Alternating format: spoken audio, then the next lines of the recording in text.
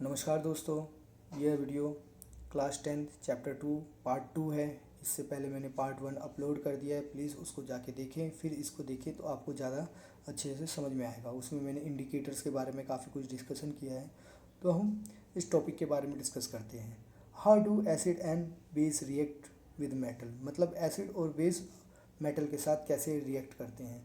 तो सबसे पहले कोई भी टॉपिक स्टार्ट करने से पहले हम एक्टिविटी देखते हैं। तो यहाँ पे भी हम क्या करेंगे, एक एक्टिविटी देखेंगे। ये जो लिखा है बेटा, मैं आपको सिंपल इस एक्टिविटी के थ्रू समझाता हूँ।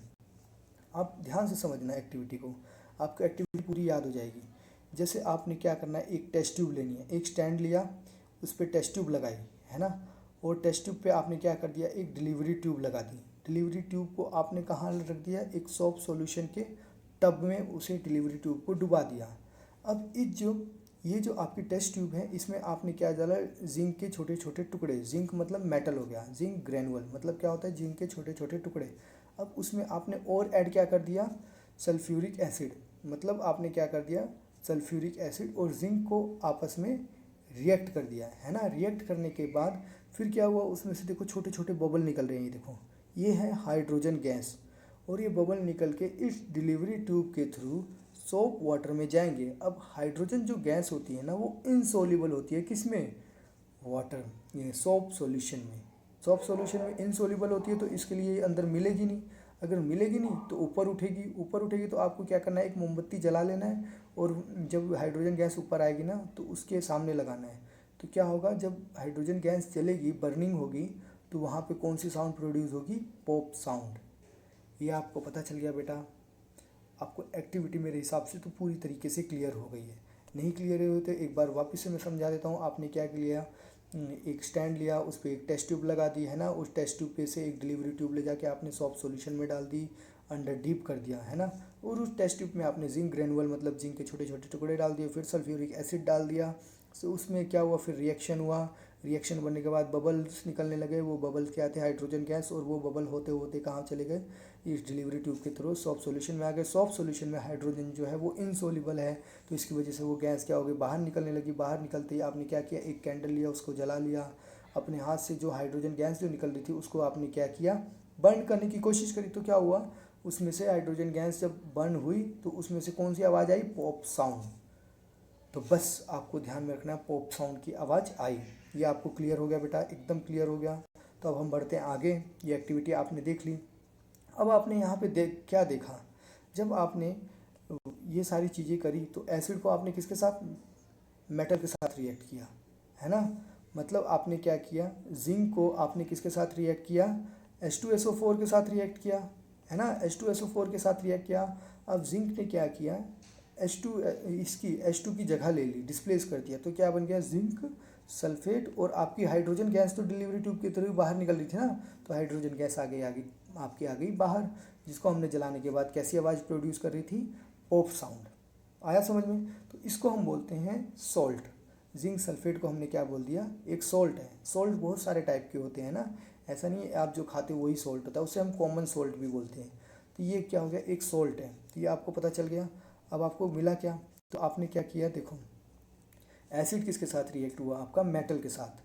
एसिड मेटल के साथ रिएक्ट हुआ तो आपको क्या मिला, सॉल्ट प्लस हाइड्रोजन। यह आपको ध्यान में रखना है हमेशा, जब भी एसिड मेटल के साथ रिएक्ट होता है तो हमें क्या मिलता है, salt plus hydrogen. Note this, the ये हाइड्रोजन डिस्प्लेस हो गया। यही सारी चीज़ें मैंने बताई आपको, है ना। और ये रिएक्शन भी मैंने अभी लिख के दिखाई है, आपने इन्होंने बोला है रिएक्शन लिख के दिखाओ, तो रिएक्शन भी मैंने अभी लिख के दिखाई।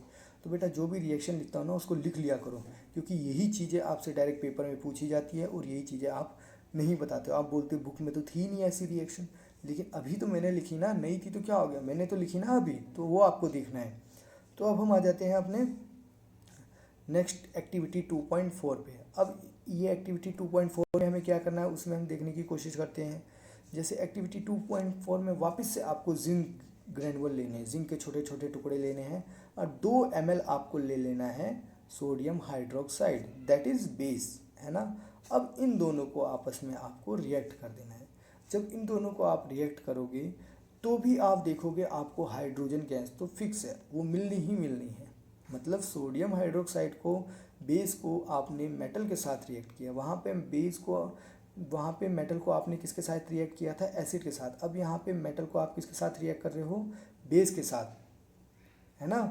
तो भी क्या हो रहा है, आपकी हाइड्रोजन गैस, वहाँ पे भी हाइड्रोजन गैस निकल रही थी, पॉप साउंड आ रहा था, यहाँ पे भी हाइड्रोजन गैस निकलेगी, पॉप साउंड आएगा। और यहाँ पे दूसरा प्रोडक्ट क्या मिला आपको, सोडियम जिंकेट। ये आपको ध्यान में रखना है बेटा, यही क्वेश्चन आपसे पूछते हैं। तो ये आपको पता चल गया बेटा, ये सारी रिएक्शंस आपको पता चल गई। याद कर लेना है बेटा, इसे 1 से 2 बार सुनोगे आपको चीज़ें क्लियर हो जाएगी। अब हम आ जाते हैं अपने नेक्स्ट टॉपिक पे, that is how do metal and metal hydrogen carbonate react with acid. मतलब metal carbonate and metal hydrogen carbonate acid के साथ रिएक्ट करते हैं तो क्या होता है। देखो, तो मेटल कार्बोनेट मतलब क्या होता है बेटा, कोई भी मेटल हो, कार्बोनेट मतलब क्या होता है, CO3। अब सोडियम मेटल कार्बोनेट होगा तो Na2CO3, ये मेटल कार्बोनेट हो गया। अब मेटल हाइड्रोजन कार्बोनेट बोलेंगे तो Na2HCO3 हो जाएगा, बस और कुछ नहीं होगा, H लग जाएगा। तो H आ गया तो हाइड्रोजन कार्बोनेट, और सिंपल H नहीं है तो कार्बोनेट। ये आपको क्लियर हो गया बेटा, कार्बोनेट क्या होता है। अब आपने क्या करना है, 2 टेस्ट ट्यूब लेनी है, 2 पैरेलली आपको क्या करना है, एक्सपेरिमेंट करना है।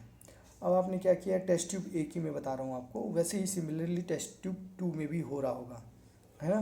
तो आप टेस्ट ट्यूब ए में आपको क्या करना है, आप सिंपल डाल दो इसमें, आपको किसके साथ, मेटल कार्बोनेट के साथ, तो आपने सोडियम कार्बोनेट इसमें डाल दिया और आपने हाइड्रोक्लोरिक एसिड इसमें डाल दिया। मतलब सोडियम कार्बोनेट और हाइड्रोक्लोरिक एसिड का आपने क्या कर दिया, रिएक्शन किया, है ना। तो बाजू में आपने क्या किया, एक और टेस्ट ट्यूब ले रखी थी, तो उसमें आपने क्या डाल रखा है, कैल्शियम हाइड्रोक्साइड सॉल्यूशन। अब इसमें से क्या हो रहा है, कुछ गैस निकलेगी जब ये हाइड्रोक्लोरिक, देखो अब आपको मैं पहले रिएक्शन समझाता हूँ फिर आप समझो। टेस्ट ट्यूब ए लिया आपने, उसमें मेटल कार्बोनेट लिया, सोडियम कार्बोनेट, ये देखो। अब इसको आपने किसके साथ रिएक्ट किया, हाइड्रोक्लोरिक एसिड के साथ। फिर आपके जो प्रोडक्ट फाइनल निकल रहे हैं वो क्या निकलेंगे, कॉमन सॉल्ट, इसमें आपका एक कॉमन सॉल्ट निकलेगा, दूसरा क्या निकलेगा, वाटर निकलेगा, और तीसरा क्या निकल रहा है आपका, कार्बन डाइऑक्साइड। अब ये कार्बन डाइऑक्साइड यहाँ से निकल के इस टेस्ट ट्यूब में आ रहा है, इसका रिएक्शन किसके साथ हो रहा है, कैल्शियम हाइड्रोक्साइड के साथ। कैल्शियम हाइड्रोक्साइड क्या होता है, CaOH, ये कैल्शियम हाइड्रोक्साइड के साथ इसका रिएक्शन हो रहा है। आया समझ में आपको, नहीं समझ में आया, एक बार वापस से समझा देता हूँ। देखो, टेस्ट ट्यूब थी, उसमें मैंने क्या डाल दिया, सोडियम कार्बोनेट और डाइल्यूट सल्फ्यूरिक हाइड्रोक्लोरिक एसिड, ये दोनों डाल दिया। अब इसमें रिएक्शन हुआ, रिएक्शन होने के बाद आपको एक क्या मिला, सॉल्ट मिला, कॉमन सॉल्ट। उसके बाद दूसरा आपको मिला वाटर H2O, और तीसरा आपको मिला कार्बन डाइऑक्साइड गैस। अब ये कार्बन डाइऑक्साइड गैस यहाँ से निकल रही है, और ये निकल के इसके लिए हमने दूसरी डिलीवरी ट्यूब के थ्रू एक दूसरी टेस्ट ट्यूब में आ रही है, जिसमें हमने क्या डाल रखा है, कैल्शियम हाइड्रोक्साइड। आया समझ में, इतना समझ में आ गया। टेस्ट ट्यूब ए में ये हो रहा है। अब हम यहीं पैरेलल देख लेते हैं, टेस्ट ट्यूब बी में क्या हो रहा है। टेस्ट ट्यूब बी में हमने क्या डाला, सोडियम हाइड्रोकार्बोनेट, हाइड्रोजन कार्बोनेट, उसको भी हमने किसके साथ रिएक्ट किया, एसिड के साथ। तो उसमें से भी क्या निकला, sodium, water and carbon dioxide. मतलब कार्बोनेट के साथ करो या हाइड्रोजन कार्बोनेट के साथ मेटल का रिएक्शन करो, प्रोडक्ट आपके क्या आने हैं, सेम ही आने हैं। तो ये चीज़ आपको क्लियर हो गई। अब जो आपकी कैल्शियम हाइड्रोक्साइड के साथ कार्बन डाइऑक्साइड जो यहाँ से आ रही है डिलीवरी ट्यूब में, वो रिएक्ट होगी, है ना। तो वो रिएक्ट होगी तो वो क्या होगा, तो देखो, जब कैल्शियम हाइड्रोक्साइड के साथ आपकी कार्बन डाइऑक्साइड रिएक्ट होगी तो आपका क्या बनेगा, वाइट प्रेसिपिटेट, मतलब कैल्शियम कार्बोनेट, है ना। कैल्शियम हाइड्रोक्साइड को हम क्या बोलते हैं, लाइम वाटर। चैप्टर 1 में मैंने आपको बता रखा है, ये आपको ध्यान में रखना है। जब लाइम वाटर आपका कार्बन डाइऑक्साइड के साथ रिएक्ट करता है तो आपका बनता है white precipitate, that is calcium carbonate, और आपका वाटर अलग हो जाता है। तो ये आपको ध्यान में रखना है बेटा, जब कैल्शियम हाइड्रोक्साइड के साथ लाइम वाटर के साथ कार्बन डाइऑक्साइड रिएक्ट होता है तो वो कैसा बनता है, कैल्शियम कार्बोनेट और हाइड्रोजन। तो ये सारी चीज़ें आपको क्लियर हो गई। ये अब हम आ जाते हैं, थोड़ा और आगे चलते हैं हम।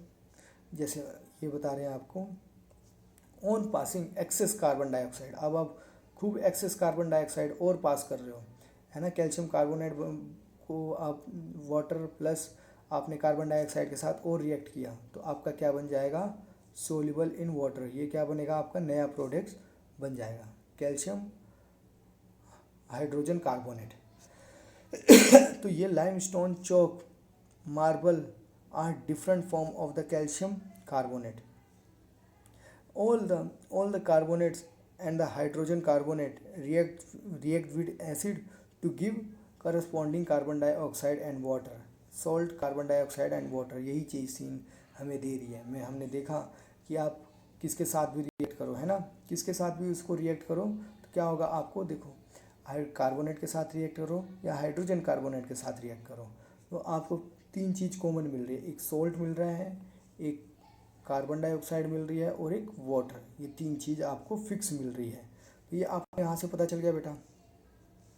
तो अब हम आ जाते हैं, देखते हैं ये रिएक्शन, जैसे मेटल कार्बोनेट और फिर आप मेटल हाइड्रोजन कार्बोनेट को एसिड के साथ रिएक्ट कर रहे हो तो आपको क्या मिल रहा है, salt, carbon dioxide and water. ये आपको बेटा ध्यान में रखना है, ये बहुत आपके लिए ब्रह्मास्त्र है ना। तो ये सारी चीज़ें आपको ध्यान में रखना है। तो ये हो गया आपके लिए। अब हम मूव करते हैं अपने नेक्स्ट टॉपिक पे, दैट इज़ क्या होगा अगर एसिड और बेस को मैं आपस में ही रिएक्ट कर दूँ, एक दूसरे से रिएक्ट कर दूँ। तो इसके लिए बेटा हम नेक्स्ट पार्ट में जाएंगे। ये हमारा पार्ट 2 था। अब इसके बाद आएगा आपका पार्ट 3। तो इस पार्ट को अच्छी तरीके से देखें, 1 से 2 बार देखें, आपको ईजिली सारी चीज़ें समझ में आ जाएंगी। पार्ट 3 में आपको और ज़्यादा क्लैरिटी आएगी। तो आज के इतना ही। Thank you very much.